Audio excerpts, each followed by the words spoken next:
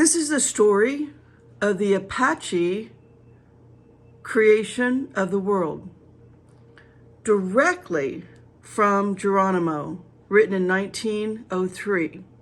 So Geronimo eventually became a prisoner of war, but Geronimo was incredible in a sense. He demonstrated, like no other person that I've ever read about, that I've ever known, faith in action. He was 100% faith in action.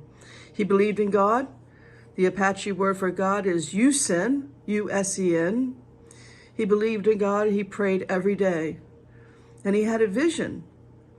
After his mom, his wife, that he was the absolute love of his life, and 3 kids were all massacred by the Mexicans in 1858, he had a vision.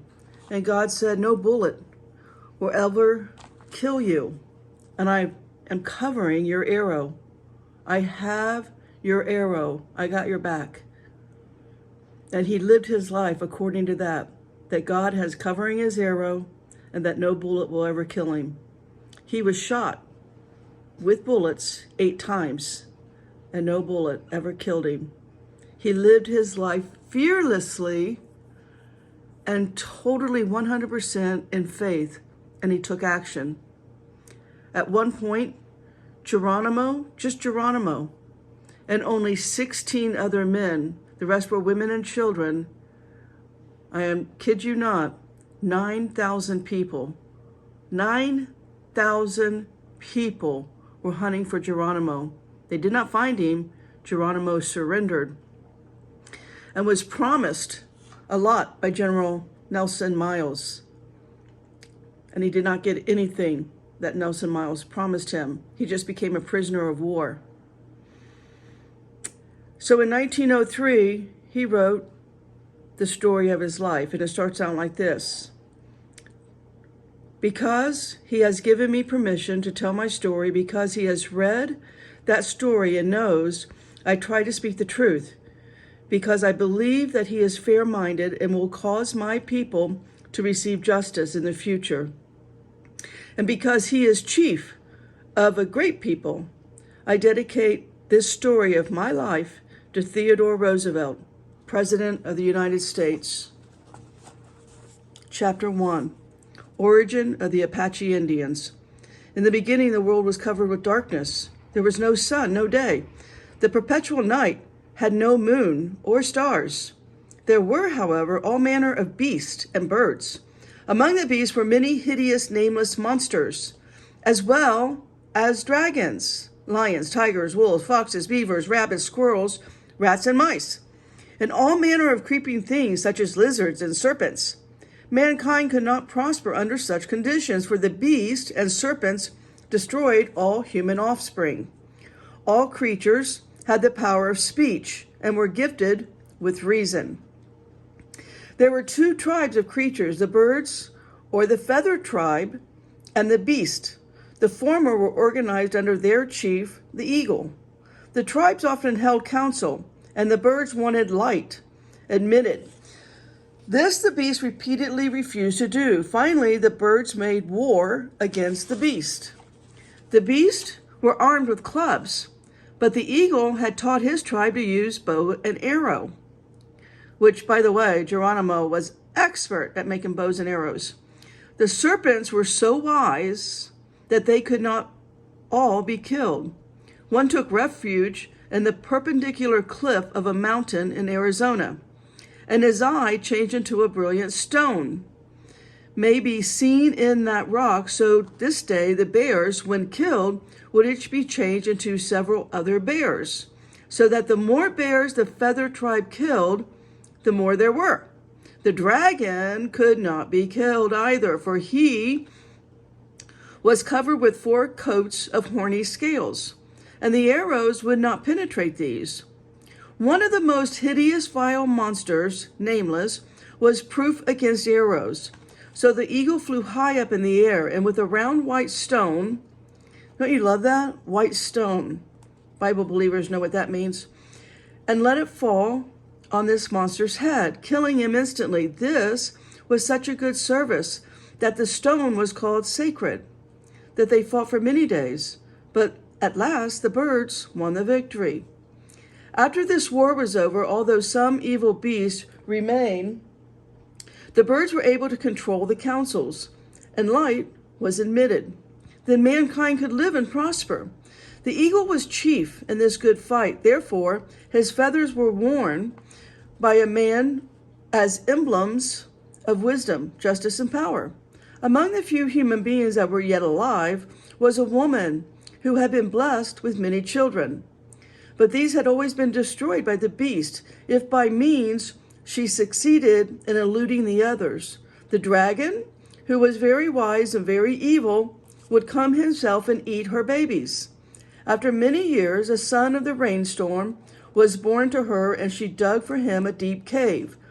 The entrance to this cave, she closed over the spot and built a campfire.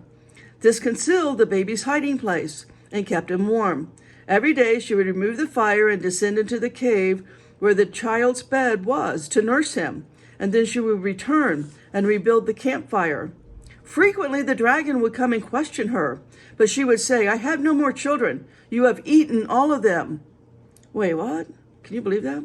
When the child was larger, he would not always stay in the cave, for he sometimes wanted to run and play. Once the dragon saw his tracks. Now this perplexed and enraged the old dragon, for he could not find the hiding place of the boy. But he said that he would destroy the mother if she did not reveal the child's hiding place. The poor mother was very much troubled. She could not give up her child, but she knew the power and cunning of the dragon. Therefore she lived in constant fear. Soon after this, the boy said he wished to go hunting. The mother would not give her consent. She told him of the dragon, the wolves, and the serpents. But he said, "Tomorrow I go." At the boy's request, his uncle, who was the only man then living, made a little bow and some arrows for him, and the two went hunting the next day. They trailed the deer far up the mountain, and finally the boy killed a buck. His uncle showed him how to dress the deer and broil the meat.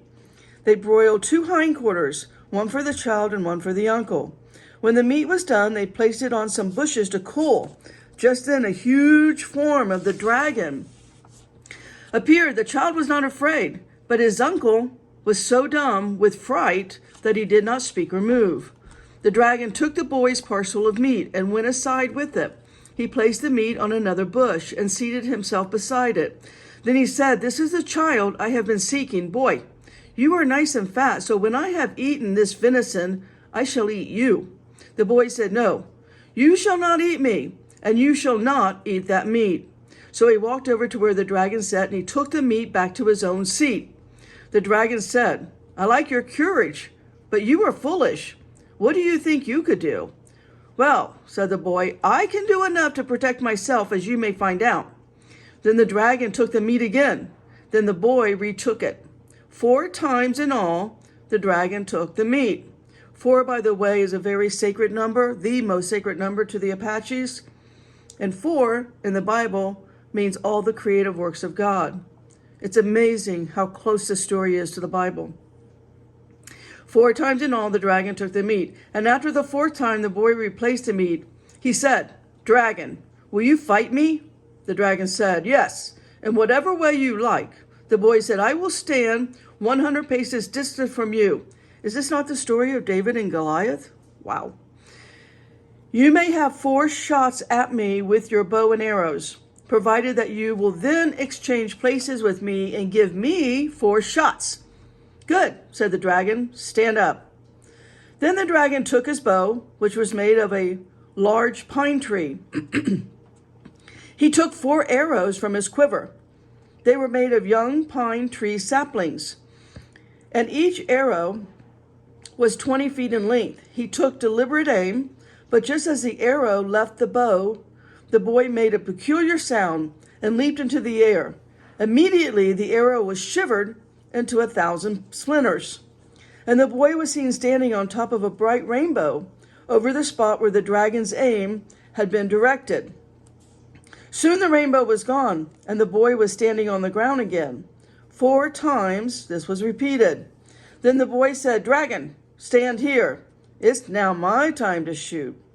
The dragon said, "All right, your little arrows cannot pierce the first cord of horns, and I have 3 other coats, so shoot away." The boy shot an arrow, striking the dragon just over the heart, and 1 coat of great horny scales fell to the ground. The next shot, another coat, and then another, and the dragon's heart was exposed. Then the dragon trembled, but could not move. Before the 4th arrow was shot, the boy said, "Uncle, you are dumb with fear. You have not moved. Come here, or the dragon will fall on you." His uncle ran toward him. Then he sped forth arrow with true aim, and it pierced the dragon's heart. With tremendous roar, the dragon rolled down on the mountainside, down 4 precipices into a canyon below. Immediately, storm clouds swept the mountains. Lightning flashed, thunder rolled, and the rain poured. And when the rainstorm had passed far down into the canyon below, they could see fragments of the huge body of the dragon lying among the rocks, and the bones of the dragon may still be found there. The boy's name was Apache.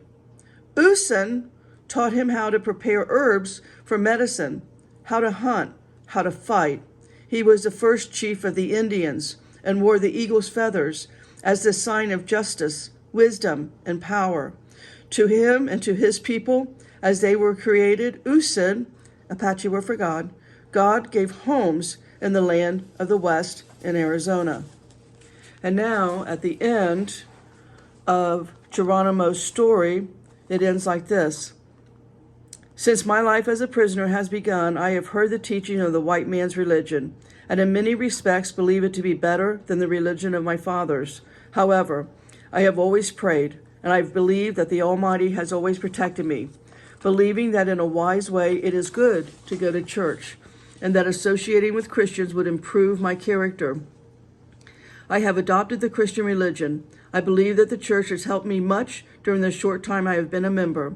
I am not ashamed to be a Christian. I am glad to know that the President of the United States is a Christian, for without the help of the Almighty, I do not think he could rightly judge and ruling so many people. I have advised of all my people who are not Christian to study the religion because it seems to me the best religion, enabling one to live right." Even Geronimo understood you need to live upright. And all God's people said, amen.